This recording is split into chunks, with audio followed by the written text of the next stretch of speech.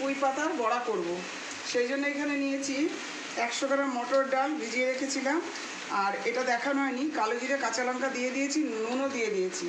আর এই যে পুঁই পাতা কুচিয়ে নিয়েছি, এটাকে আমি গরম জলে ভাপ দিয়ে নিয়েছি।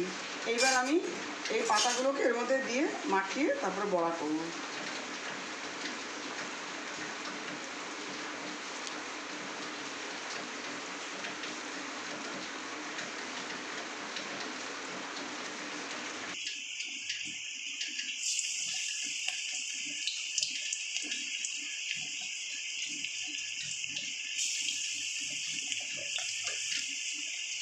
এই পুঁই পাতা বড়াগুলো এইভাবে দিয়ে দিচ্ছি।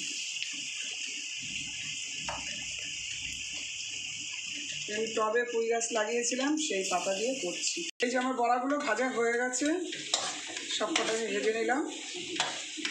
আমি যেভাবে করেছি আপনারা সেইভাবে করবেন।